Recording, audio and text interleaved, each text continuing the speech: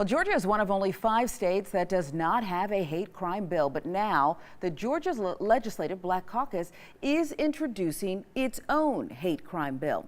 And for more on the story, let's bring in our political analyst here at CBS 46 and radio show host extraordinaire, Rashad Ritchie is back. You're too kind. Well, it's true. Why are people so reluctant, though, to support this hate crime bill, to get one passed in our state? Why so difficult? Let me spare you from the political answer. The truth is there are some lawmakers who want to protect racists and bigots because they vote for them, okay?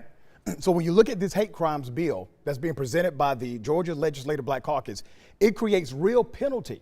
If you are a minority, if you're a female, your sexual orientation, if you're attacked because of those things, well, there's a special place in the criminal justice system for you. And that's how it should be. 45 states say the same. The majority of Republican states have already signed a hate crimes bill. In 2004, we had one, but the Supreme Court struck it down and said it was unconstitutionally vague, and they created it just to be vague. It could not be applied. The old okey doke there. The okey doke, yes. Well, we'll see what happens with that this week, though, and this is something that we talked about not just a few days ago. The Capitol, the adoption legislation, it was discussed. Right. Some people thought it could lead to discrimination based on sexual orientation, but it does sound like Governor Nathan Deal is not having it. He wants a clean adoption bill. Yeah, I don't normally agree with Governor Nathan Deal, but on this one, I agree. I spent a lot of time as a child in foster care. I work with foster children today, and it's very emotional.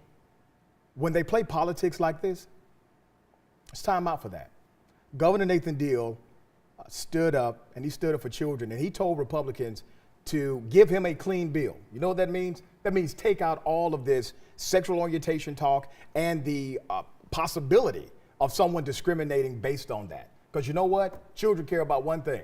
If you're in a foster care system, you want somebody to love you. We heard from a lot of viewers who you're sharing a piece of yourself, that personal aspect. I'd be remiss if I didn't mention this is late breaking news where the Georgia Legislative Black Caucus issuing a statement on President Trump's comments about immigration. The chairman of the GLBC, State Senator Lester Jackson, says this: "It's appalling that racism still exists, appalling that racial sentiments still ring out through the voices of Americans. It is especially appalling," he goes on to say, that this demoralizing comment comes from the leader that represents our country. I'll give you the last word on that. Yeah, Trump is sick.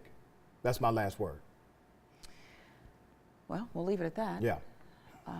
We'll leave it at that. Rashad, a lot of people are upset about it, so we certainly understand. Tracy?